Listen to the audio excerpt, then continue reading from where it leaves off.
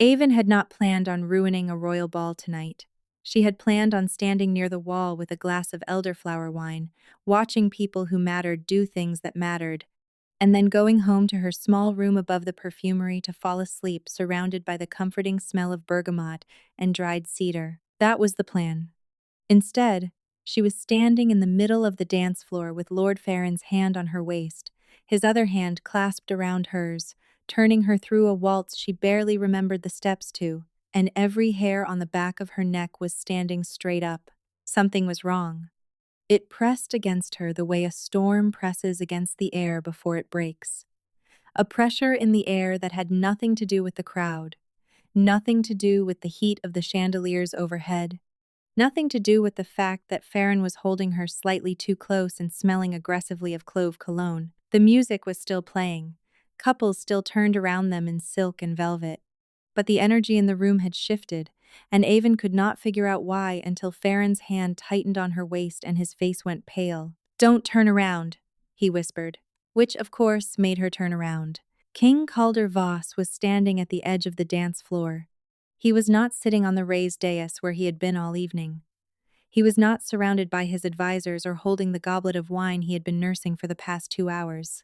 He was standing 10 feet away from her, completely still, his dark eyes locked on the place where Farron's hand rested against her hip. The King of Thornhall was the kind of man who made rooms feel smaller simply by being in them. He stood a full head taller than most of the men in court, broad through the chest and shoulders in a way that spoke of someone who had earned his muscle through violence, not vanity.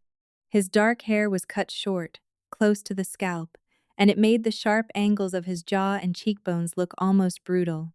But it was his eyes that stopped Avon's breath. They were fixed on her with an intensity that felt physical, like hands pressing against her collarbones, pushing the air from her lungs. The music faltered. One of the violinists had noticed, then another. The melody stuttered and thinned as, one by one, the musicians looked toward the king and forgot how to play. Dancers stopped mid-step. Conversations died. A serving girl near the far wall pressed her tray against her chest like a shield. Avon's pulse hammered so hard she could feel it in her fingertips. "Let go of me," she whispered to Farron. "I am trying," Farron whispered back. His voice had gone very high. "My hands are not cooperating." She could see why. The king's gaze had shifted from her hip to Farron's face, and whatever Farron saw in that look had frozen him solid. His fingers were locked around her waist in a death grip that had nothing to do with affection, and everything to do with sheer animal terror. The king took a step forward. The crowd parted like water around a blade. No one spoke, no one breathed. His boots were silent on the marble floor, and the only sound in the entire ballroom was the faint creak of his leather gloves as his hands clenched into fists at his sides. He was going to kill Farron. Avon could see it. It radiated off him like heat from a forge. A flicker in his gaze was not entirely human, a flash of gold in the dark irises, there and gone, and the realization hit her like a bucket of ice water. His wolf.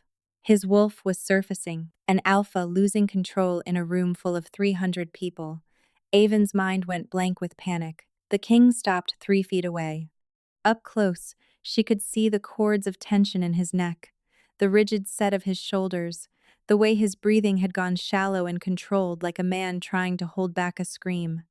A vein pulsed at his temple. His gaze dropped to hers. The gold flared again, brighter this time, and something deep in Avon's chest lurched in response. A pull, visceral and undeniable, like a hook behind her ribs being yanked forward. She did not understand it. She did not want it. But her body responded anyway, leaning toward him half an inch before she caught herself. The king's nostrils flared. He inhaled once, sharp and deliberate, and his expression fractured. The fury did not disappear, but beneath it, just for a heartbeat, she saw something that looked like desperation. Then Halric was there. The king's beta appeared at his side like a shadow made solid, one hand gripping the king's arm with the kind of force that would shatter a normal man's bones. He leaned close and murmured something too low for Avon to hear. The king didn't move. His eyes stayed locked on hers. Halric spoke again, more urgently. Something shifted in the king's jaw. A muscle jumped. his fists unclenched, finger by finger, like he was physically prying them open. Then, without a word, without a single word, he turned and walked out of the ballroom. The doors closed behind him with a sound like a coffin lid. The room exhaled. Farron's hand finally released her waist, and he staggered backward, his face the color of old milk. "What?" he breathed. "Was that?"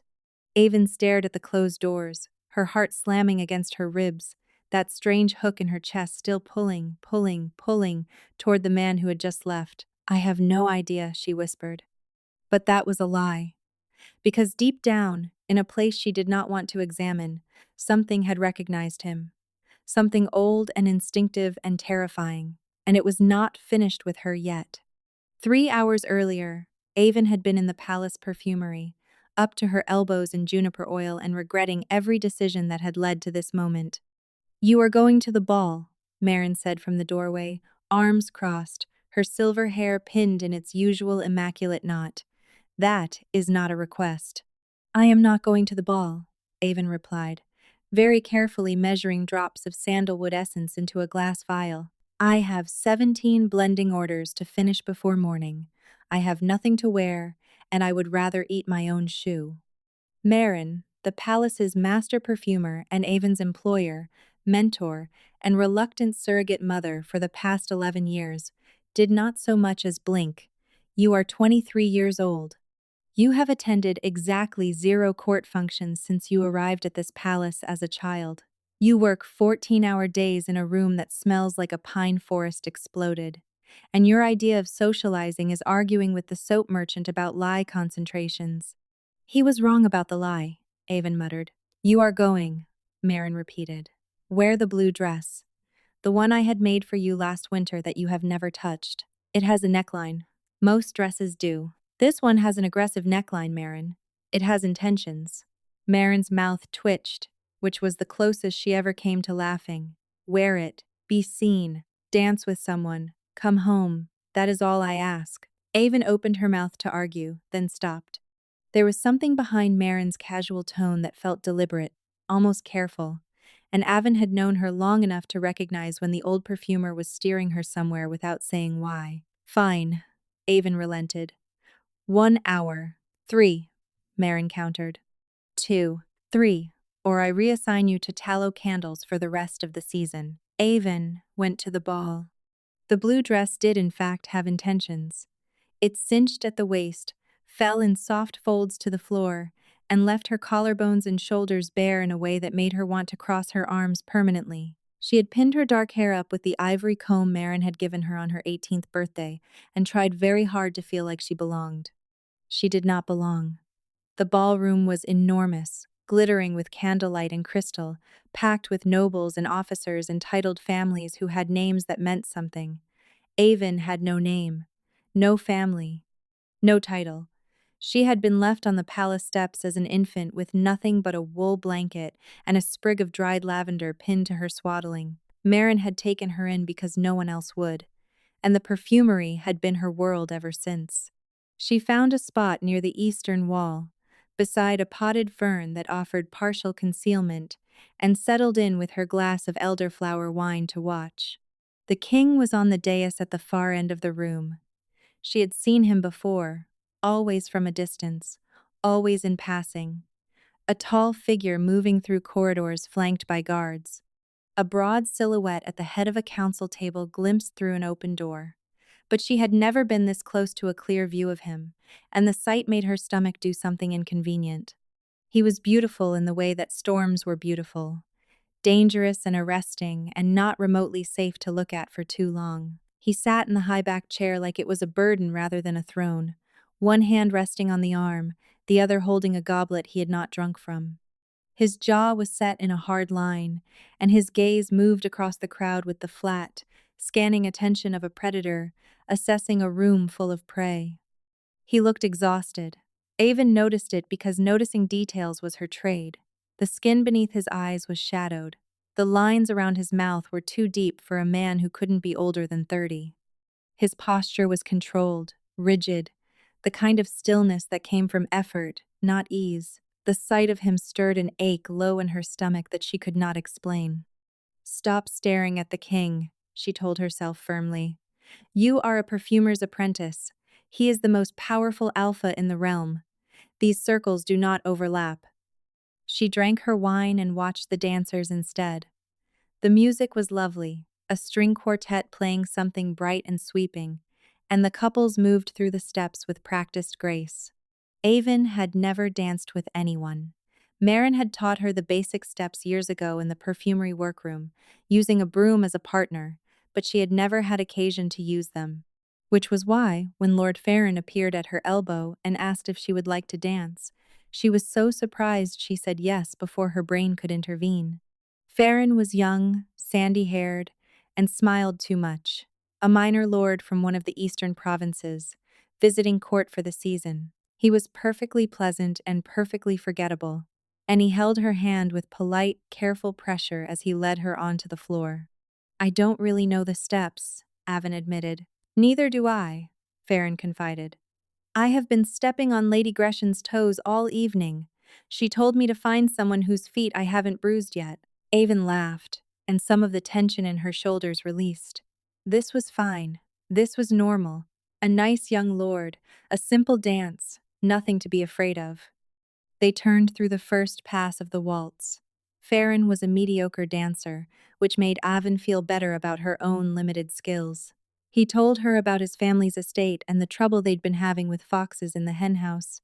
And she told him about the time she accidentally created a perfume that smelled like rotting fish and had to evacuate the entire east wing. She was laughing at something he said about the foxes when she felt it. A shift in the air, a weight settling over the room like a hand pressing down on her chest. The temperature seemed to drop. Or maybe that was just her, because goosebumps erupted across her bare shoulders and her wolf, quiet and small and well-behaved her entire life, suddenly pressed against the inside of her ribs and whined. Avon's breath caught. She looked up, past Farron's shoulder, across the crowded dance floor, and met the king's eyes. He was standing. She had not seen him rise. He was at the edge of the dais, his goblet abandoned on the arm of his chair, and he was staring at her with an expression that stripped the air from her lungs. Not at Farron, at her, at the place where Farron's hand rested on her waist.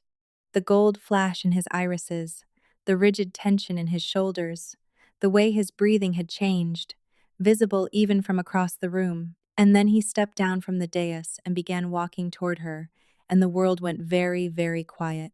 The aftermath of the ball was chaos, at least from where Avon was standing. Farron had excused himself with impressive speed, mumbling something about an early morning and a long journey home, and possibly a different country entirely. The other guests had filtered out in clusters, whispering behind fans and gloves, casting glances toward the doors the king had vanished through. Avon stood alone in the emptying ballroom, still holding her wineglass, her pulse refusing to slow down. Miss Avon. She startled so hard she nearly dropped the glass.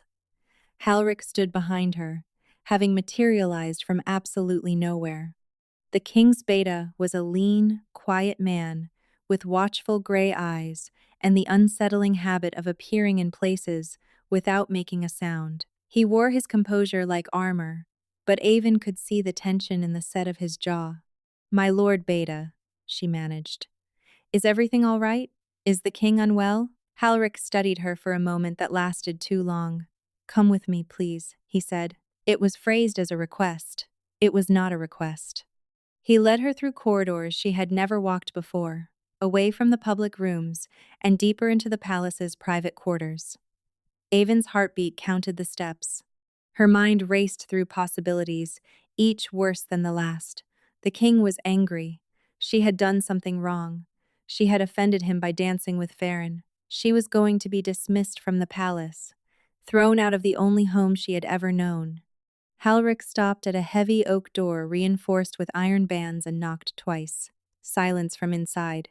Then, low and rough, enter. Halric opened the door and gestured her through. Avon stepped inside on legs that felt borrowed from someone else. The room was a study, large and dark and lined with bookshelves that reached the ceiling. A fire burned in the grate, casting long shadows across maps pinned to the walls and stacks of correspondence on the desk. The windows were narrow, barely letting in the moonlight. King Calder Voss stood at the far end of the room with his back to her. His jacket was gone. The white shirt beneath was untucked, the sleeves shoved up past his forearms. And even from behind, the rigid tension in his shoulders was unmistakable. The way his hands gripped the edge of the desk like he was trying to hold himself in place. Halric closed the door behind her. She heard his footsteps retreat down the corridor, and the click of the latch sounded like a verdict. She was alone with the king. "Your Majesty?" Avon began, her voice coming out smaller than she wanted. "I want to apologize if I caused any disruption at the ball. I did not mean to. I was just dancing. And I know I probably should not have been on the floor in the first place because I am just a perfumer's apprentice and the ball was really for people of rank, and I am sorry if my presence was inappropriate, or if Lord Farron was somehow, I do not know, not supposed to dance with me. And, stop talking, Calder said, still facing the wall. Avon stopped talking. The silence that followed was thick enough to choke on. The fire crackled. Something in the room ticked, a clock she could not see, marking seconds that felt like hours. Then Calder turned around, and the sight of his face sent the air rushing out of her. He looked wrecked. The controlled composure from the ballroom was gone. His eyes were bloodshot, rimmed with that faint gold shimmer that shouldn't still be there, and the muscles in his jaw were clenched so tight she could see them jumping beneath the skin. "You are the one who makes the calming blends," he said. It was not a question. Avon blinked at the abrupt shift. "Yes, Your Majesty. I prepare the scent treatments for your chambers. Marin, my mistress. She designed the formulations, but I blend and deliver them. How often are you in my rooms?" "I have never been in your rooms," Avon said quickly. "I leave the blends with your household staff. I am not permitted in the royal quarters." An emotion crossed his face, too quick to read. Frustration, confusion, or a feeling she had no name for. He released the desk and turned fully toward her, and the movement brought him 2 steps closer. Avon resisted the urge to step back. "The blends stopped working 3 weeks ago," he said flatly. Avon frowned. "That is not possible. I have not changed the formulation. The ratios are identical to what Marin prescribed." "I know," Calder said. "Because Marin told me. She also told me she had you start hand-delivering the bottles to my antechamber, instead of sending them through staff. That was 4 weeks ago." Avon nodded slowly, not understanding where this was going. "Yes," she said, "the oils were temperature sensitive and should not sit in the servants' passage too long." "They are not temperature sensitive." Avon's frown deepened. Then why did she? The realization hit her slowly, like cold water seeping through fabric. Marin had changed the delivery, had insisted Avon carry the bottles herself, walk them through the king's corridor, leave them just outside his door. And the blends had worked for that one additional week, then stopped. She was testing something, Avon whispered. "Your scent," Calder said. The words clipped and precise, like he was forcing each one through clenched teeth. "The blends carry a residue of whoever handles them. When you delivered them personally, they carried yours. When I stopped responding to the blends, Marin suspected it was never the formulation that helped. It was you." Avon stared at him. "That does not make sense." "No," Calder agreed, the words scraping out of him. "It does not. And yet here we are." Another silence. The fire popped, sending a shower of sparks up the chimney. Avon's mind was spinning, trying to piece together what he was telling her. Her scent had been calming him. Not the carefully crafted blend of vetiver and chamomile and white cedar she had spent weeks perfecting. Her, just her. "What exactly do the blends help with?" she asked carefully. "Marin told me they were for general wellness, relaxation and stress relief." The king's expression shuddered. That is what she was instructed to say. "And the truth?" Calder looked at her for a long moment, and she watched the calculation playing out across his face. Trust weighed against the cost of honesty. "My wolf is dying," he said. The words landed like stones in still water. Avon felt the ripples spread through her chest, cold and wrong. "Dying," she repeated. "Going feral," Calder corrected, though the correction seemed to cost him something. The distinction matters to the healers. It will not matter much to me when it is finished. Avon's legs felt unsteady. She reached for the back of the nearest chair and gripped it. How long? She asked. The court physicians give me until winter. Marin believes I have less than that. Marin knows? Marin has known from the beginning. She is the only healer in this palace I trust not to sell the information to my enemies. Avon's mind reeled. Marin knew. Marin had known all along, and she had never said a word. All those late nights blending oils, all those careful instructions about ratios and carrier bases, and Avon had thought it was just another commission. She had not known she was trying to keep the king alive. Tonight at the ball, Avon said slowly, the pieces falling together with horrible clarity. Your wolf. That was not just anger. No, you were losing control. Calder's silence was confirmation enough. Because of me? Avon asked, her voice barely above a whisper. Because I was dancing with someone else? The king's jaw tightened. He looked away, toward the fire, and the gold in his eyes flared once before dimming. My wolf has been fixated on your scent for weeks. I did not understand why. I had never even seen your face. He paused, and when he spoke again, his voice was quieter. Tonight was the first time I saw you, and my wolf decided, with absolute certainty and without consulting me, that the man touching you needed to die. Avon's stomach dropped. Farron was just being polite. I am aware, Calder said tightly, which is why Farron is still breathing. The implication hung between them, heavy and sharp. Avon gripped the chair harder. What do you want from me, Your Majesty? She asked, and was proud that her voice only shook a little. Calder looked at her then, and the expression on his face was one she would not forget. It was the face of a man standing at the edge of something he could not survive alone, and hating himself for what he was about to ask. I need you close, he said. Not because I want to need it, not because I have any right to ask, but the wolf is getting worse, and you are the only thing in 6 months that has made it quiet. He hesitated, and the next words came out low and raw. If you say no, I will respect it. You will not be punished. You will not lose your position, but I am asking. Avon looked at the most powerful man in the kingdom, standing in his own study with his shirt untucked and his hands shaking, and asking a nobody perfumer to save his life. She should have said no.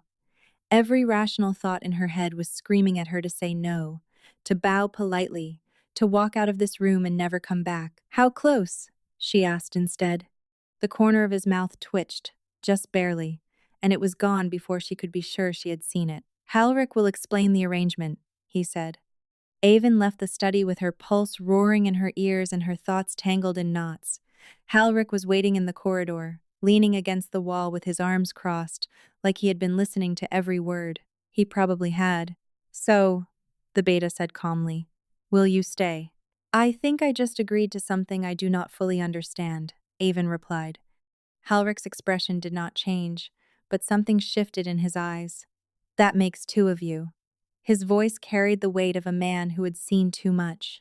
He began walking, and Avon followed because she did not know what else to do. You will be moved to quarters adjacent to the king's chambers, Halric explained as they walked. Your presence in the evenings and through the night seems to be what matters most.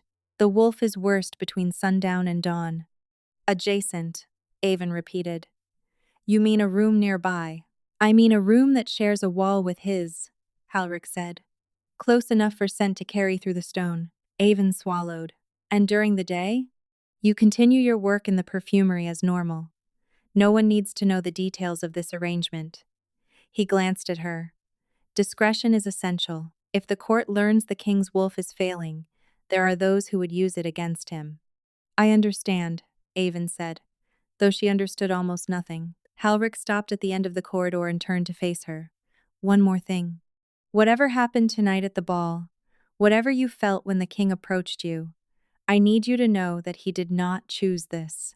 The wolf is acting on instinct that the king himself does not yet fully understand. Do not mistake compulsion for intention. The words stung more than they should have. Do not mistake compulsion for intention. Translation: whatever you think is happening between you and the king, it is not what you think. Of course, Avin said, keeping her voice steady. I am here to help. Nothing more. Helric studied her face for a moment longer than necessary. Then he nodded once and walked away, leaving her alone in the corridor with the echo of his footsteps and the distinct, unsettling feeling that she had just stepped off a cliff and hadn't hit the ground yet. A rhythm formed over the following days, fragile and strange, like a melody played on an instrument neither of them knew how to tune. Avon's new quarters were a narrow room that had clearly been a storage chamber until very recently. Someone had scrubbed the stone floor, hung a plain curtain over the single window, and pushed in a bed that was only slightly wider than a shelf. But it shared a wall with the king's chambers, and at night, if she pressed her palm flat against the cold stone, the faintest vibration of movement hummed through the stone from the other side. She did not press her palm against the wall. That would be strange. She pressed her ear against it instead, which was completely different and not strange at all. He paced. That was what she learned first. From sundown until well past midnight, Caldervoss paced his chambers like something caged. She could track his path by the rhythm of his footsteps. 12 steps from the window to the door. A pause. 12 steps back. Sometimes the pacing would stop abruptly, replaced by a silence so thick she held her breath.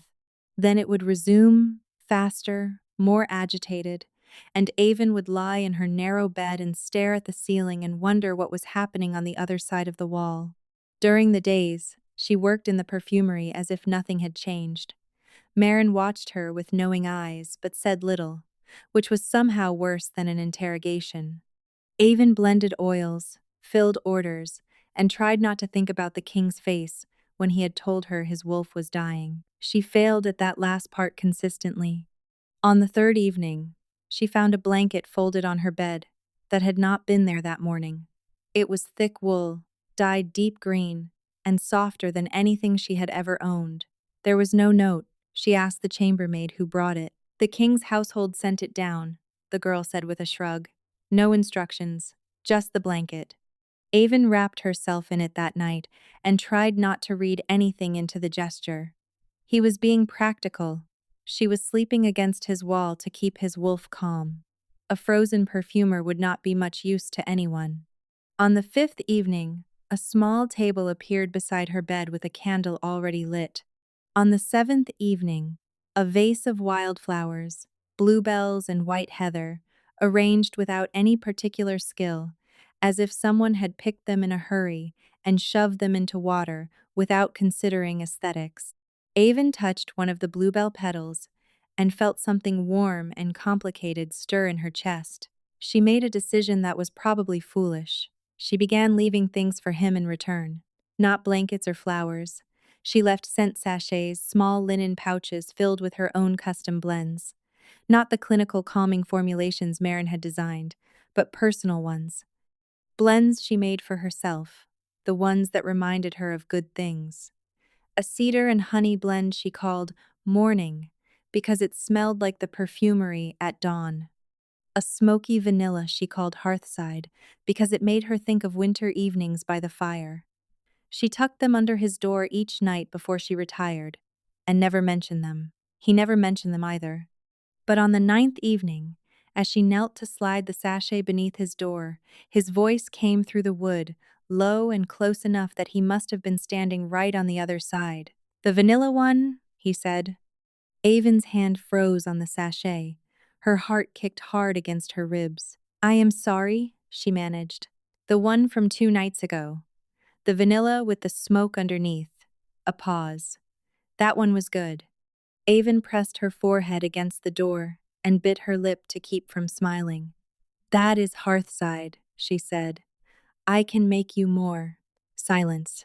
Then, quieter. "You name them?" "I name all of them." Another silence, longer this time. She could hear him breathing on the other side. "What is tonight's called?" he asked. Avon looked down at the sachet in her hand. It was her newest creation, something she had blended just that afternoon without fully understanding why. Bergamot and black tea and something warmer underneath. Something that reminded her of the way his study had smelled the night he told her the truth. "I have not named it yet," she lied. because the name that had come to mind while blending it was entirely too revealing, and she would rather swallow the sachet whole than say it out loud. "Tell me when you do," Calder said. His footsteps retreated from the door. Avon stayed kneeling on the cold stone floor for longer than was dignified, her pulse hammering and her face burning, and tried very hard to convince herself that this meant nothing. The conversations through the door became a nightly occurrence. Brief at first, just a few words exchanged in the dark, then longer. She told him about the time she accidentally perfumed the entire east wing with an experimental blend that smelled like smoked fish and had 3 courtiers convinced the kitchens were on fire. He didn't laugh, not out loud, but she heard a sound through the wood that might have been close. She told him about her childhood in the perfumery, about learning to identify 200 scents blindfolded by the age of 10, about the way Marin had trained her nose by hiding single drops of essential oil in rooms and making her find them. He listened. She knew because the pacing always stopped when she talked. And in the mornings, she would find the sachet she had left the night before placed carefully on the small table outside his door, never discarded, never left on the floor, kept. On the 12th night, the pacing did not stop. It got worse, faster, more erratic, punctuated by sounds that made the hair on Avon's arms stand straight, a low growl that vibrated through the stone. The crack of something breaking, furniture perhaps, or wood or bone, then a snarl so raw and animal that Avon shot upright in bed, her heart slamming. She was on her feet before she made a conscious decision, crossing to the wall and pressing both hands flat against the stone. "Calder," she called out before she could think better of using his name. The snarling stopped. Silence crashed down like a held breath. Then footsteps, fast and uneven, and his voice came through the wall, ragged and barely human. "Go back to sleep." "Are you all right?" "Go back to sleep, Avon." He had never used her name before. It sounded different in his mouth, rougher, like he had to drag it out from somewhere deep, and despite the fear clawing at her chest, something in her responded to it with a fierce, aching pull. She did not go back to sleep. She sat with her back against the wall and listened to his breathing slowly even out, and stayed there until dawn turned the window pale. In the morning, Halric appeared at the perfumery door. His expression was carefully neutral, but his eyes were tight with something Avon was learning to recognize as controlled alarm. "The arrangement needs to change," he said. Avon's stomach dropped. "Change how?" "The wall is not enough. His wolf nearly surfaced fully last night. The scent through stone is too faint." Halric paused, choosing his next words with visible care. "You will need to be in the room with him." Avon stared at the beta, waiting for the rest of the sentence. A qualifier, a reassurance, something. Halric offered nothing. "In the room," Avon repeated. "His room. The king's bedchamber." "Yes, with the king. That is typically where the king's bedchamber is located, yes." Avon opened her mouth, closed it, opened it again. "Does he know about this?" Halric's expression shifted almost imperceptibly. "He will. He does not know. He will be informed." "He is going to hate this," Avon said. Halric looked at her with something that might have been sympathy. "Almost certainly," he agreed. "Be there at sundown." He left. Avon stood in the perfumery doorway and stared down the empty corridor and wondered at what precise moment her life had veered so dramatically off course. Calder hated it. That much was obvious from the moment Avon stepped into his chambers that evening and found him standing by the fireplace with his arms crossed and his jaw set at an angle that could cut glass. "This is unnecessary," he said by way of greeting. "Good evening to you as well, Your Majesty," Avon replied, clutching her pillow against her chest like a shield. His gaze dropped to the pillow. His expression changed, a flicker too fast to catch, before the stonework mask slammed back into place. Halric overstepped. The wall was sufficient. "Halric said you nearly shifted last night," Avon said, trying to keep her voice steady. The room was enormous, dominated by a 4-poster bed the size of a small country, and the sight of it made her mouth go dry. A narrow cot had been set up near the far wall, tucked into the corner like an afterthought. "I had it under control," Calder said. "I heard the furniture break. That was controlled breaking." Avon looked at him. He looked at her. Neither of them blinked. Then she crossed to the cot, set down her pillow, and began arranging her blanket with brisk, deliberate movements. "What are you doing?" he asked. "Setting up my bed," she replied without turning around. "Do you prefer the fire banked or left burning?" "I prefer you not being here." "Noted. Fire burning, then." A sound came from behind her that might have been frustration, or might have been something dangerously close to amusement. Avon did not turn around to check because she was fairly certain that if she looked at him right now, at the firelight catching the angles of his face, at the way his shirt pulled across his shoulders, at the raw, exhausted vulnerability he was trying so hard to hide, she would do something catastrophically stupid. She lay down on the cot, pulled the green blanket up to her chin, and stared at the ceiling. Silence settled over the room. The fire crackled. She could hear him moving, the rustle of fabric, the creak of the bed frame as his weight settled onto the mattress. She tried not to think about the fact that he was 15 feet away, that there was no wall between them now, that she could hear every breath he took.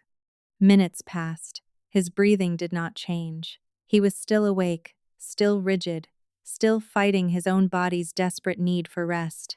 Avon bit her lip. "The sachet," she said into the dark. "The one I gave you last week. The one I had not named yet."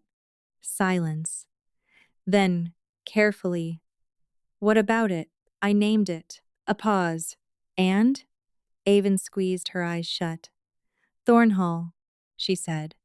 "I named it Thornhall because it smells like this place, like your study and the stone corridors and the fires they keep burning all night." She heard his breathing change, just slightly. "Like home," she added, almost inaudibly. The silence that followed was the loudest thing she had ever heard. Then, from across the dark room, his voice came, rough and low and stripped of every defense. "Thank you," he said. Avon did not trust herself to respond. She pressed her face into the pillow and listened to his breathing slowly deepen, and within 20 minutes, the king was asleep. She lay awake much longer, her heart doing things in her chest that she had no name for and no defense against, and eventually drifted off with the sound of his steady breathing woven through her like thread through cloth. The routine held for 4 days. Each evening she arrived, set up her cot, and they exchanged a few stilted words before the candles went out. Each night he fell asleep within half an hour of her presence, his breathing going deep and even in a way that Halric later told her had not happened in months.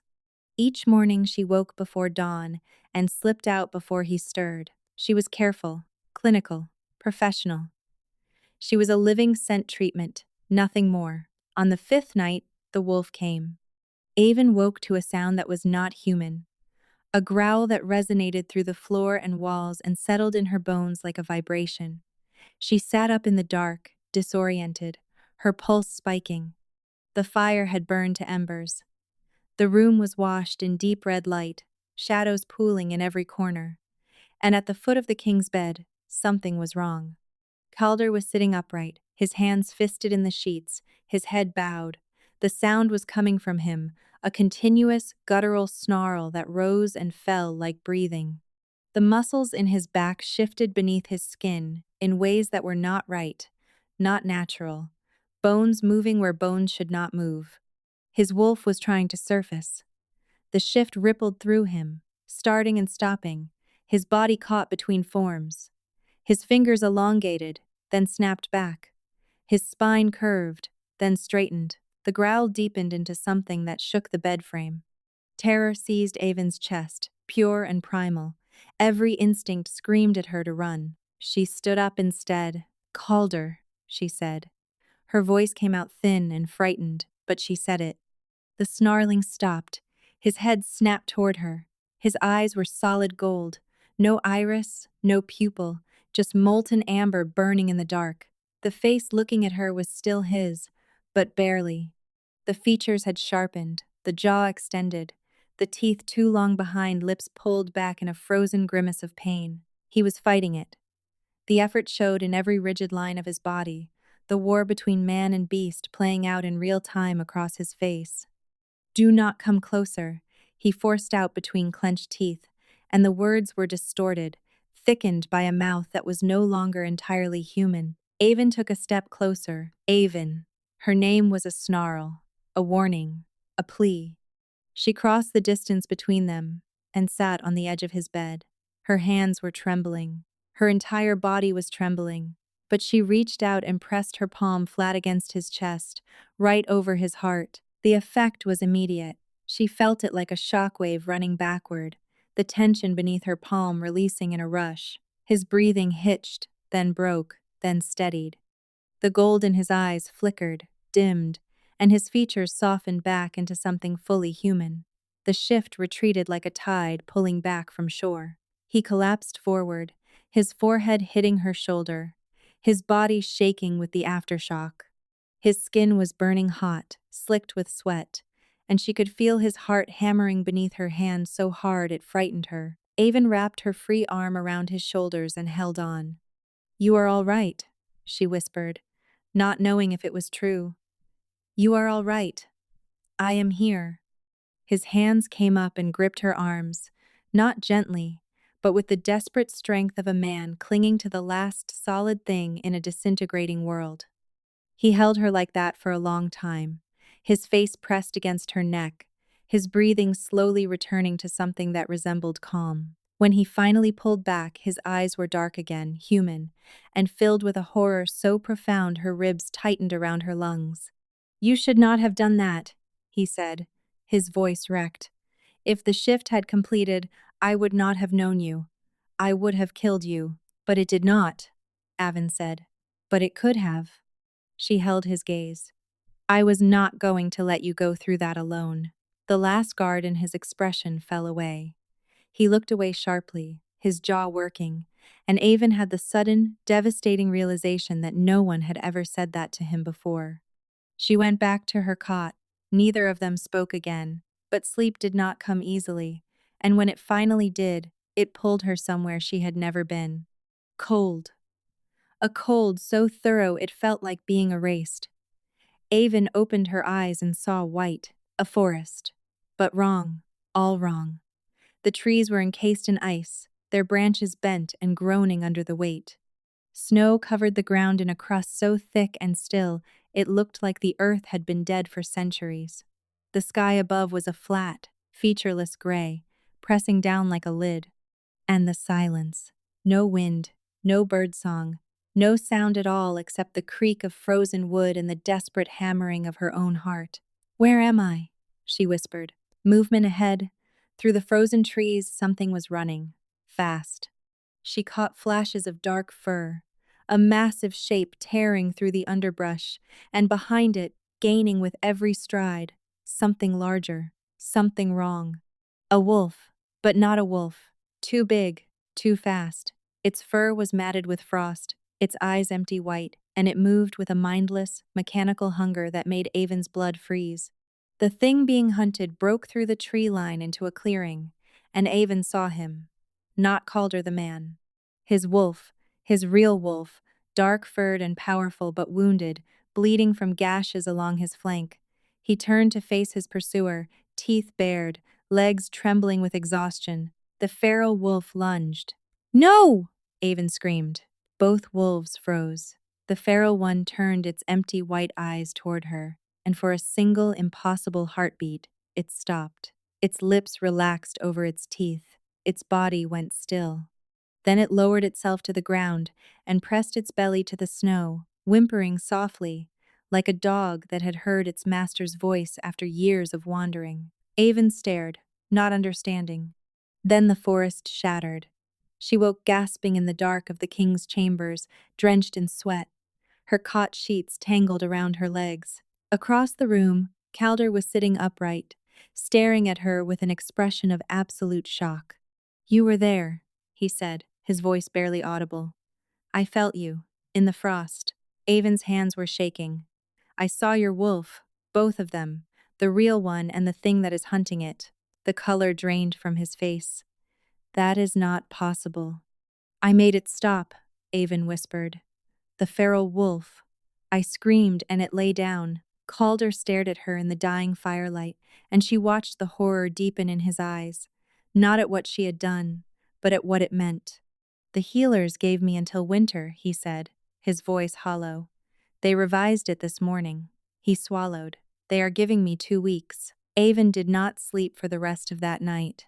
She sat on her cot, with the green blanket pulled around her shoulders, and watched the king pretend to read reports by candlelight, and neither of them acknowledged the unbearable weight of what he had just told her. 2 weeks, 14 days before the wolf consumed him entirely. When dawn came, gray and reluctant, Calder set down his papers and looked at her across the room with an expression she had come to dread. The careful, composed mask that meant he was about to say something she would not want to hear. "This ends today," he said. Avon's stomach plunged. "What ends?" "This arrangement, your presence in my chambers, all of it." She stared at him. "You cannot be serious. You entered the frost last night." His voice was flat, controlled, every word measured. "You crossed into the place where my wolf is being hunted. That place is not a dream. It is the curse, and it is killing me. And now you have walked directly into it." "And your wolf stopped when I called out," Avon argued, her voice rising. "The feral one submitted. That has never happened before, has it?" His silence confirmed it. "Then I can help," Avon pressed. "Whatever is happening between us, whatever connection allows me to reach you in that place, it is the only thing that has made your wolf respond." Calder stood, and the movement was so abrupt it sent his chair scraping backward across the stone. "Or it is killing you alongside me. Did you consider that?" "I do not care." "Well, I do." The words hit the air between them and hung there, raw and unguarded.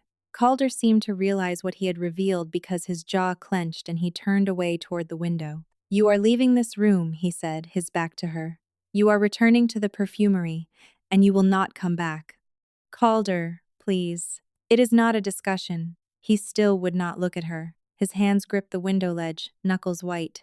"Every night the curse grows stronger, and now it is reaching for you, too. I will not be the reason you are destroyed." "And what about you?"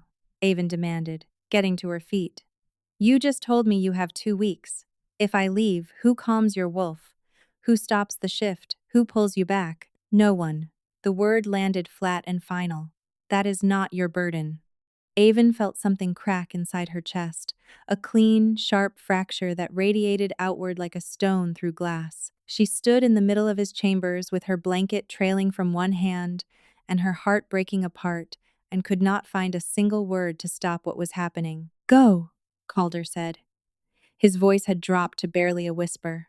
"Please." The please was what undid her, because it was not a command. It was a man begging her to leave him to die, because he was more afraid of hurting her than of dying. Avon gathered her things, her pillow, her blanket, the small bag of scent sachets she had been leaving for him each night. Her hands moved mechanically while something inside her screamed. At the door, she stopped. "You are making a mistake," she said, not turning around. He did not respond. She walked out. The door closed behind her. The sound echoed down the corridor like the final note of something that would never be played again. Marin found her in the perfumery an hour later, sitting on the workbench floor between the shelves of bottled oils, crying so quietly that the only sign was the tremor in her shoulders. The old perfumer lowered herself to the floor beside Avon, joints protesting audibly, and sat in silence for a long time. "He sent you away," Marin said eventually. "It was not a question." Avon wiped her face with the heel of her hand. "He thinks the curse will spread to me if I stay close." Marin considered this. "He may not be entirely wrong. He has 2 weeks, Marin." "I know." Avon looked at her mentor, at the lined face she had known her whole life, at the steady gray eyes that had never once lied to her. "What is happening to me?" she asked. "This pull I feel toward him, the way I can enter his curse, the way his wolf responds to me. What is it?" Marin held her gaze. "You know what it is, child." Avon shook her head. "It cannot be that. I am nobody. I have no family, no bloodline, no status. Mate bonds form between equals, between people who are meant to match." "Who told you that?" Marin asked mildly. Avon opened her mouth and found she did not have an answer. "A bond does not care about rank," Marin continued. It does not consult a registry of eligible bloodlines. It recognizes what fits. She reached over and tucked a strand of hair behind Avon's ear with gentle, weathered fingers. You fit him, whether either of you accepts it or not. The days that followed were the worst of Avon's life. Without the nightly proximity to Calder, the pull in her chest became a constant, gnawing ache. Her wolf, usually quiet and small, paced inside her relentlessly, pressing against her ribs, whining in a way that set her teeth on edge. She could not eat without her stomach turning. She could not sleep without waking gasping from dreams of frozen trees and howling wind. Her hands began to shake. At first it was subtle, a slight tremor when she tried to measure drops, easily dismissed as fatigue. Then it got worse. She knocked over 3 bottles in one morning, ruining a week's worth of Jasmine Absolute. Her vision blurred at the edges, then sharpened into painful clarity that made the light feel like needles. She caught glimpses of him, a figure crossing the far end of the courtyard, shoulders rigid, stride too fast, his shadow passing a window 3 floors up. Once, his voice carrying down a corridor, low and strained, issuing commands to someone she could not see. He never looked at her, not once. Reports filtered through the palace in whispers. The king had cancelled a state dinner. The king had dismissed his advisors early. A guardsman had heard snarling from the royal quarters at midnight. A maid had found claw marks in the oak paneling of his study. Halric appeared at the perfumery on the 4th day, looking more shaken than Avon had ever seen him. He did not say why. He asked Marin for the strongest calming blend she could make, and left without meeting Avon's eyes. On the 6th day, Avon could barely stand upright. The world tilted when she walked, the floor pitching beneath her like the deck of a ship. Marin ordered her to rest. She tried. Her body would not cooperate. The ache in her chest had become a physical weight, like something was sitting on her lungs, pressing the air out drop by drop. On the 7th day, a summons came. Not for her, for Marin. The king's wolf had surfaced twice in one night, and the council was demanding answers. Avon insisted on going along.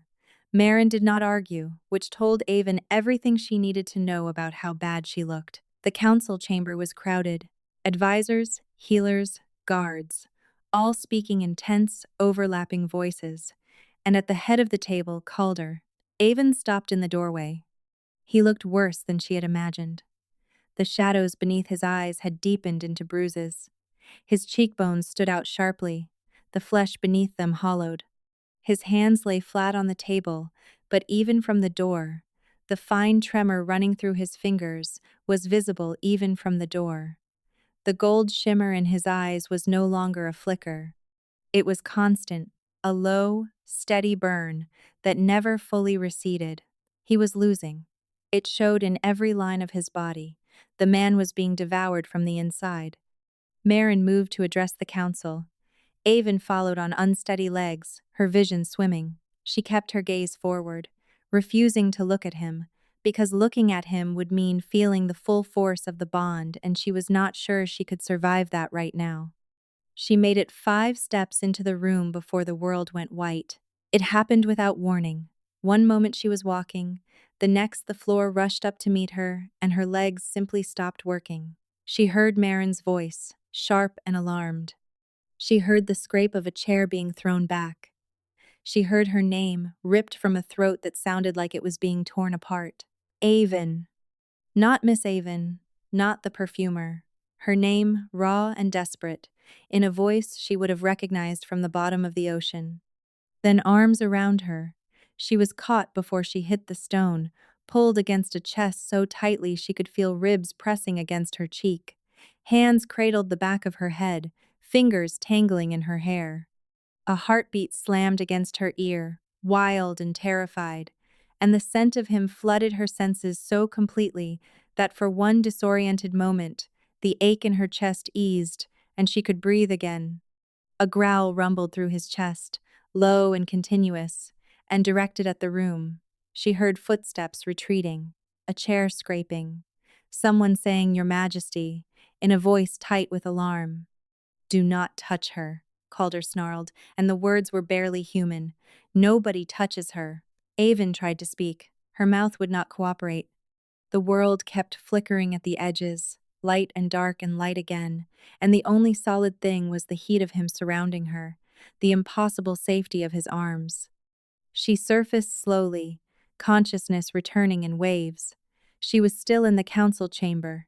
He was still holding her, one hand pressed flat against her back, the other cupping the side of her face, his thumb stroking her cheekbone in small, frantic movements. "Open your eyes," he said, and his voice cracked on the last word. Avon opened her eyes. His face was inches from hers, and what she saw there stole what little breath she had recovered. Fear. Not the controlled, calculated caution she had seen before. Unfiltered, animal terror, the kind that strips everything else away and leaves nothing but the raw, howling need for the other person to be alive. "I am fine," she managed. "You are not fine." His hand was shaking against her cheek. "You collapsed. You are not fine." "I will be," she said, "if you stop sending me away." His composure shattered. She watched it happen, the last wall crumbling, the last defense failing, and what lay behind it was so vast and unguarded that it frightened her. Halrick's voice cut through the silence, calm and steady. "Your Majesty, perhaps this conversation should happen somewhere more private." Calder looked at his beta, then at the room full of advisors and healers staring at them. He looked down at Avon, still cradled against his chest in the middle of a council meeting, and something like mortification flickered across his face before being immediately crushed by something fiercer. "Clear the room," he said. They cleared the room. Fast. In the silence that followed, Calder lifted Avon onto the nearest chair and knelt in front of her, his hands gripping the armrests on either side of her, his face level with hers. "Marin told me what is happening to you," he said, each word dragged out like a confession. "The shaking, the collapse. She said the bond between us is incomplete, and the separation is tearing it apart." "She told you," Avon repeated faintly. "She cornered me in the corridor this morning and threatened to poison my evening tea if I did not listen." A ghost of something that was not quite a smile. "She is terrifying." "She is," Avon agreed. Calder's jaw tightened. His hands flexed on the armrests. "There is something I have not told anyone," he said. "About the curse, about where it came from." Avon waited. During the border war with the Greyclaw factions, there was a blood witch named Morwen. She served their alpha, a man called Varn, who believed the crown had abandoned the northern territories. "We went to negotiate. Varn wanted conquest, not compromise." His voice hardened. "The war lasted 3 months. When it was over, Morwen cursed me. She said, 'The wolf will eat the king, and the king will deserve it.'" Avon's blood chilled. "What she did was bind the feral instinct to my guilt," Calder continued, each word dragged out like something barbed. "Every life lost in that war, every decision I made that cost someone their future, feeds the feral wolf. It grows stronger because I cannot stop believing she was right." "She was not right," Avon whispered. "You do not know what I did," he said, his gaze dropping. "The things I ordered, the lives I spent." "Then tell me," Avon said. "Stop protecting me from it and tell me." He looked at her, and the exhaustion in his face was so total, so absolute, that it physically hurt her to see. "Not yet," he exhaled, slow and unsteady. "Let me take you to the infirmary first." "Calder, please." The word was barely audible. "Let me make sure you are safe before I give you reasons to leave." Avon reached out and took his face in both hands, tilting it until his eyes met hers. "I am not going to leave," she said. "Not now. Not after you tell me. Not ever. So you might as well stop planning for it." The King of Thornhall knelt on the floor of his own council chamber, held by a nobody perfumer with shaking hands, and his composure broke entirely, fully, and without reserve. He pressed his forehead against hers, his breath ragged, and closed his eyes. 2 weeks, Avon reminded him softly. "We have 2 weeks, and I am not spending them on the other side of a wall." Marin examined Avon in the infirmary while Calder stood in the doorway and refused to leave. Halrick stood behind him, watching the king watch the perfumer, and said nothing. Your heart rate is elevated. Your blood pressure is low. You are dehydrated, malnourished, and your wolf is in distress.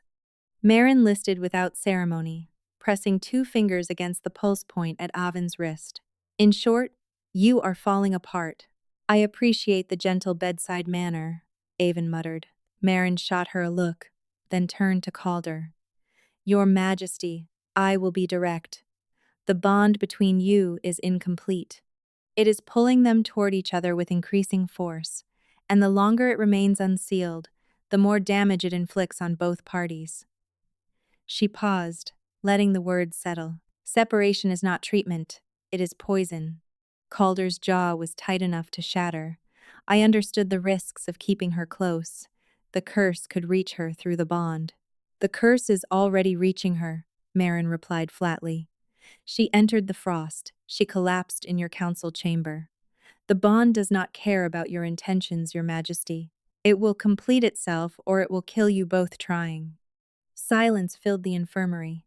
Avon watched Calder's face, watched the struggle in his expression, and at last she saw the exact moment he stopped fighting. It was not dramatic. There was no great declaration, no sudden clarity. His shoulders dropped half an inch. His grip on the doorframe loosened. The rigid line of his mouth softened into something that was not quite surrender but was close enough to break her heart. Tonight, he said quietly. She comes back tonight. Marin nodded once, brisk and satisfied, and Avon had the distinct impression she had been steering both of them toward this conclusion for weeks. That evening, Avon walked through the corridors to the king's chambers for the last time as a guest in a borrowed arrangement. She carried no pillow, no blanket, no pretense of clinical distance. She carried a single scent sachet in her pocket, the one she had named Thornhall, and her heart hammered so violently she could feel it in her fingertips. The door was open. Calder stood by the fireplace, and when she entered, he turned to face her with an expression she had never seen on him before. Open, unguarded, terrified. Before this goes further, he said, you need to know the truth. All of it. Avon closed the door behind her and leaned against it. Tell me, he told her, about the border war, about the Greyclaw Alpha Varn, who had been raiding northern villages for 2 years before the crown finally marched, about the 3 months of brutal, grinding combat in mountain passes choked with snow, about Emmerich. Calder's voice changed when he said the name. It became something smaller, younger, stripped of authority. Emmerich had been his younger brother, 21 years old. A better fighter than Calder in some ways, faster, more instinctive, but reckless in the way that young men are reckless when they believe they are immortal. There was a pass called the Greymaw, Calder said, his gaze fixed on the fire. Varn's supply line ran through it. If we held it, we cut him off. If we lost it, the war would drag on for another year, and more villages would burn. His hands clenched at his sides. I needed a unit to hold the pass for 2 days while the main force circled north. Emmerich volunteered. I should have said no. I knew the pass was vulnerable. I knew Varn would throw everything at it once he realized what we were doing. He swallowed. I sent him anyway because he was the best I had, and the kingdom needed the pass held. Avon felt the weight of what was coming settle over her like a shroud. The pass fell on the second night. Calder continued, his voice barely audible. Varn's forces overwhelmed them. By the time my flanking force reached Varn's camp and ended the war, Emmerich had been dead for 6 hours. The fire crackled. Shadows moved across his face. I won the war, he said. I lost my brother. And the worst part, the part that feeds the curse every single night, is that I would make the same decision again. Because the kingdom needed it. Because it was the right call. The last word splintered in his throat. What kind of man sends his own brother to die and calls it the right call? Avon crossed the room. She did not hesitate, did not slow down, did not give him the chance to rebuild any walls. She walked straight to him and took his hands. The kind of man who carries that weight every day and still governs justly, she said. The kind of man who would rather destroy himself with guilt than make excuses. That is not a failing, Calder. That is the most painful kind of integrity there is. He stared down at their joined hands, a tremor running through his fingers into hers. Morwen was wrong, Avon whispered. You do not deserve to be eaten alive for loving your kingdom and your brother at the same time. His hands tightened around hers.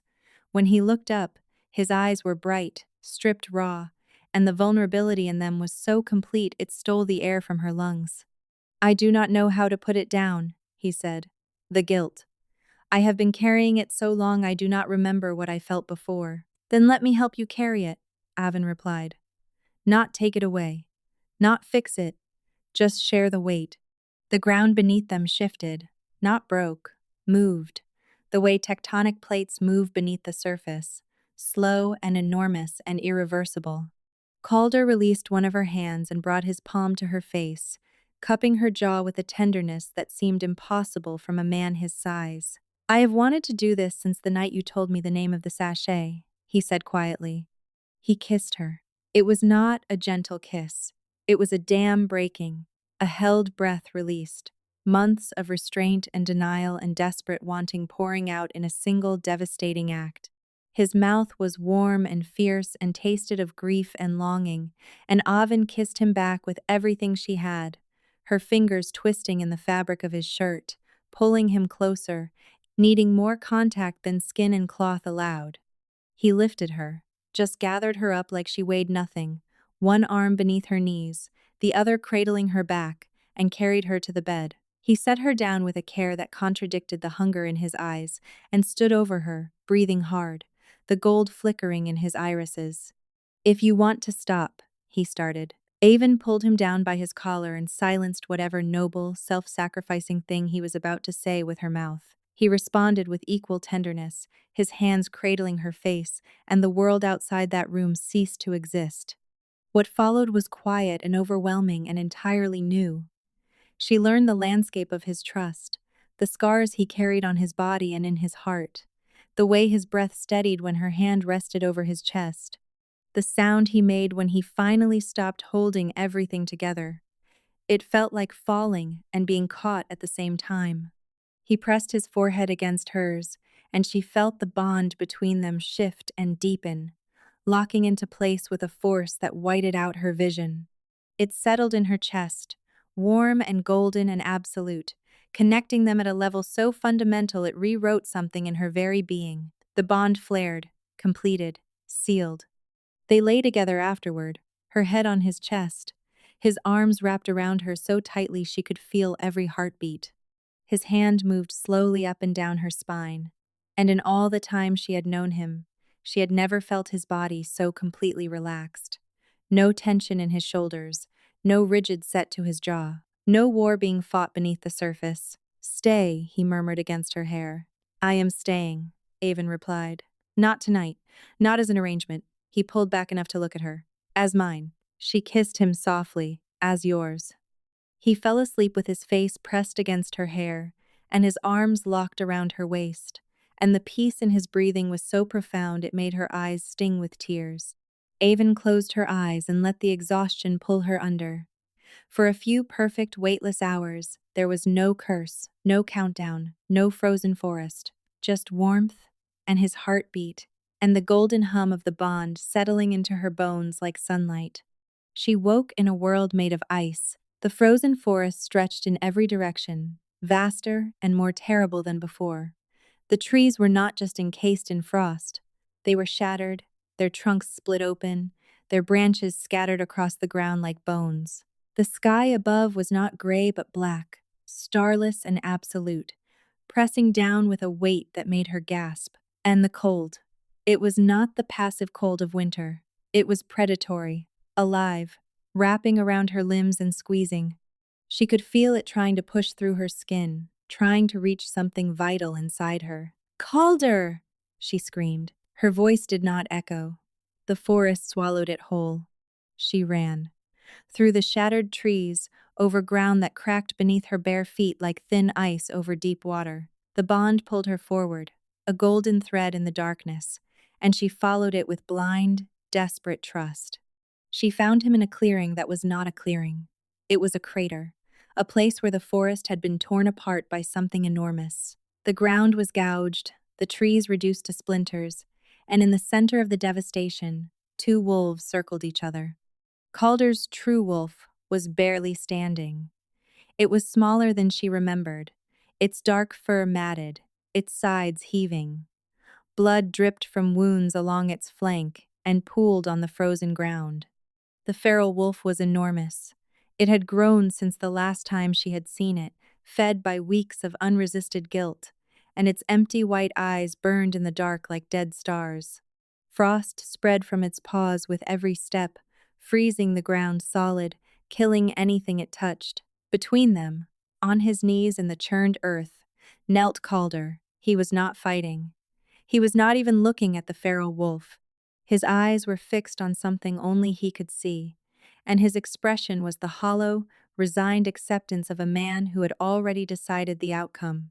Behind the feral wolf, figures moved in the darkness. Soldiers, faces she did not know, but he did. And at the front of them, closest, clearest, most devastating, stood a young man with Calder's jaw and Calder's dark hair and a wound across his chest that would never close. Emmerich. The ghost of Emmerich Voss looked nothing like a monster. That was what made him so devastating. He was young, achingly young, with the same sharp cheekbones as his brother, and a mouth that looked like it had been built for laughter. But his eyes were flat and cold, and the words that came out of his mouth were not his own. "You sent me there knowing I would die," Emmerich said. His voice was calm, almost gentle, and Avon understood immediately that this was the most insidious thing about the curse. It did not scream. It did not rage. It spoke in the voices of loved ones and told you the things you already believed. Calder flinched like he had been struck. He whispered. "You could have sent Halrich's unit. You could have sent the mercenaries. You could have gone yourself." The ghost tilted his head, a gesture so achingly familiar it told Avon that Calder had memorized every detail of his brother's mannerisms and the curse was using them all. "But you sent me because you knew I would hold the pass no matter what. Because I would have done anything for you." "I know," Calder said, his voice cracking. Avon felt his guilt through the bond, and it nearly crushed her. Not a wave this time, but an avalanche. An entire year of accumulated self-hatred pouring through the connection with a force that buckled her knees. She gasped, pressing her hand against her chest, and fought to stay upright. The feral wolf circled closer, feeding on every word. It was growing even now, frost spreading from its body like a living thing, and Calder's true wolf had stopped fighting entirely. It lay on its side in the frozen dirt, breathing in shallow, labored gasps, waiting to die. "You chose the crown over your own blood," Emmerich continued. "And you would do it again. You said so yourself." "Yes," Calder whispered. "Then what does that make you?" Calder's head dropped, his hands pressed flat against the frozen ground. His emotions poured through the bond, and none of them were resistance. It was agreement, complete, bottomless agreement with every word the ghost was saying. He believed he deserved this. He believed the feral wolf should consume him. He believed that losing himself was the price he owed for the decision he had made in that mountain pass, and he was ready to pay it. The feral wolf lowered its massive head and took a step toward the fallen true wolf. One more step and it would be over. The curse would complete. The man would disappear and the beast would be all that remained. Avon moved. She did not think about it. She did not weigh her options or consider the danger. She crossed the clearing and dropped to her knees beside Calder, grabbing his face with both hands, forcing him to look at her. "Listen to me," she said. His eyes were unfocused, glazed with grief. The curse was pulling at him, dragging him under, and she held on tighter. "That is not your brother," she said fiercely. "That is your guilt wearing his face. Emmerich would not say those things to you, and you know it." A spark caught in his gaze, faint and guttering like a candle in a storm. "He would be furious with you." Avon pressed, her voice breaking. "Not for sending him to the pass, for giving up, for kneeling here in the dirt, and letting a curse eat you alive because you think you deserve it." The ghost of Emmerich took a step closer. "She cannot save you," it said, still gentle, still calm. "No one can. You know what you are. I know what you are trying to do." Avon shot back without looking at it. She kept her eyes on Calder, her hands on his face, her thumbs pressing against his cheekbones. And I know what it feels like to believe you deserve to be destroyed. Calder's gaze sharpened. Just slightly. Just enough. I was left on the steps of a palace as an infant, Avon said, and her voice shook, but she did not stop. No name, no family, no explanation. Just a wool blanket and a sprig of lavender. And I spent my entire childhood every single day believing it was my fault, that I was defective. That something in me was so fundamentally wrong that my own parents could not bear to keep me. The frozen forest was silent. Even the feral wolf had paused, its white eyes fixed on her. I made myself small, Avon continued, tears spilling down her cheeks. I made myself useful.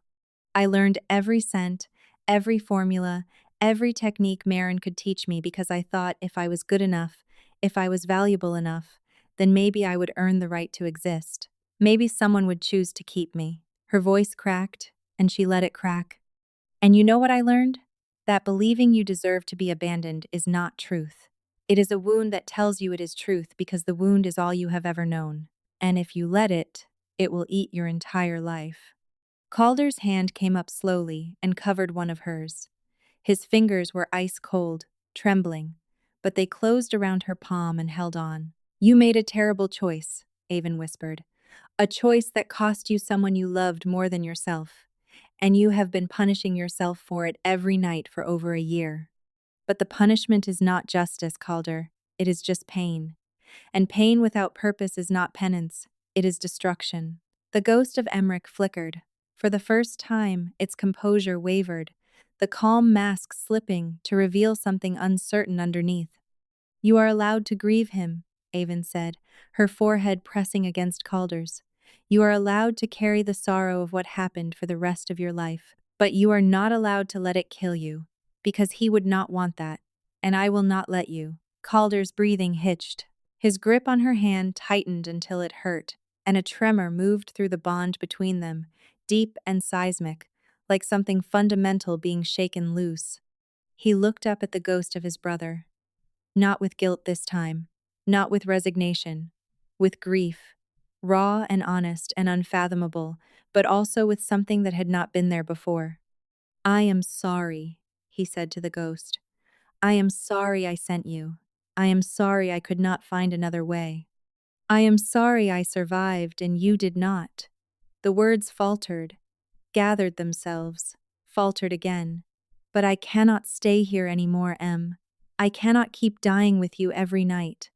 You deserved better than this war. And I have to believe you would want me to live. The ghost stood motionless for a long, suspended breath. Then its face changed. The cold, accusatory mask melted, and what remained was something softer, sadder, almost fond. The young man's mouth curved into a faint, crooked smile that was so specific, so human, that Avon knew instantly it was not the curse anymore. It was Calder's real memory of his brother, surfacing at last through the poison. The ghost raised a hand, a gesture that might have been farewell. Then it dissolved, like frost in morning sunlight, and was gone. The other figures followed, one by one, the soldiers, the dead, the accumulated ghosts of a war that had cost too much, turned and faded into the dark. Their faces softened as they went. Some of them looked relieved. The feral wolf shuddered. It let out a sound that was not a growl but a whimper, high and lost and confused, and its massive body began to shrink. The frost receded from its fur. The empty white eyes dimmed, then closed. It swayed on its feet, then collapsed onto the frozen ground beside the true wolf. Avon watched, barely breathing, as the two wolves lay side by side. The feral one pressed its muzzle against the true wolf's flank, and slowly, impossibly, began to dissolve into it. Not destroyed, absorbed, reintegrated. The guilt and the grief flowing back into the hole where they belonged, no longer separate, no longer feeding a monster, just carried. Part of him, not all of him. The true wolf lifted its head. Its eyes were dark and clear and alive, and it looked at Avon with an intelligence that sent a shiver through her whole body. It rose on steady legs, shook the frost from its fur, and threw back its head. The howl that broke from its throat shattered the frozen forest like glass. The ice cracked. The black sky split open. Warmth flooded through the clearing, melting the frost, softening the ground, and green things pushed up through the broken earth with impossible speed. Shoots and stems and small white flowers that smelled like spring. The forest was thawing. Calder's arms closed around her, and Avon realized he was sobbing. Deep, wrenching sobs that shook his entire body. A year of frozen grief finally breaking open and pouring out. She held him as tightly as she could, her face pressed against his chest, her own tears soaking into his shirt. "I have you," she whispered. "I have you." The forest melted around them, dissolving into warmth and light, and Avon felt the curse release its grip on him like a fist unclenching. She opened her eyes. The king's chambers, dawn light, golden and warm, pouring through the windows. She was in Calder's arms, in his bed, and he was awake, looking down at her with a face transformed. The shadows beneath his eyes had not vanished. The hollow in his cheeks had not filled. Healing would take longer than a single night, but the gold shimmer in his irises was gone. His eyes were fully dark, fully human, and they were bright with tears and something so luminous she almost could not bear to look at it. "It is quiet," he said, his voice rough and wondering. "For the first time in a year, my wolf is quiet." Avon smiled through her own tears and pressed her palm against his chest, feeling his heartbeat, steady and strong and entirely his own. "Welcome back," she whispered. The curse did not dissolve all at once. Nothing real ever does. Calder still woke some nights with his hands clenched and his breath sharp, reaching for something in the dark that was no longer there. The frozen forest was gone, but the memories it had fed on remained, and memories do not obey commands. But Avon was always there. Every time his eyes snapped open in the dark, she was beside him. Sometimes she talked, low and calm, about nothing in particular, a new blend she was developing. The apprentice who had accidentally sneezed into a batch of Rose Absolute and ruined an entire week's supply, the way the light hit the perfumery windows at sunrise. Sometimes she simply pressed her palm against his chest and let the bond do the rest, the golden warmth of it flowing between them like a shared breath. Slowly, painfully slowly, the nightmares faded. His wolf grew stronger. The healers noted the change with cautious optimism, then with genuine relief. Halric said nothing, but Avon caught him smiling once in the corridor, small and private and directed at no one, and it told her everything. Their mating was not what the court had envisioned for their king. A foundling perfumer with no name and no bloodline, standing beside the most powerful alpha in the kingdom. The whispers followed Avon through every hallway, every function, every formal dinner where she sat at his right hand and tried to remember which fork was for fish. "They will adjust," Calder murmured to her one evening after a particularly glacial reception from the northern lords. "And if they do not?" Avon asked. "Then they can take it up with their king," he said, his mouth brushing her temple. "Who happens to be profoundly, embarrassingly devoted to his mate, and who is in possession of a very large wolf." 3 months after the curse broke, the palace held a ball, a proper one, with the string quartet and the crystal chandeliers and 300 guests in silk and velvet. Avon wore a gown the color of midnight, and Marin pinned her hair with the ivory comb and stood back with suspiciously bright eyes and said, "You will do." Calder was waiting at the edge of the dance floor. He wore black, because he always wore black, and the sight of him still made her breath catch in a way she suspected would never fully fade. He extended his hand. "I believe," he said, his dark eyes warm. "You owe me a dance." Avon took his hand. His fingers closed around hers, warm and steady and sure, and he led her onto the floor. The music began. They turned through the waltz, and Avon discovered that the king was a terrible dancer, stiff and slightly off-tempo, and far too focused on not stepping on her feet to relax into the rhythm. "You are dreadful at this," she informed him. "I am aware," he replied, pulling her closer. Avon laughed and let her head rest against his shoulder, and they moved together through the candlelight while 300 people watched and whispered and slowly, grudgingly, began to understand. The foundling and the king. The nobody perfumer and the most dangerous alpha in existence. Dancing, badly, in front of everyone. And for the first time in longer than either of them could remember, neither one of them was afraid.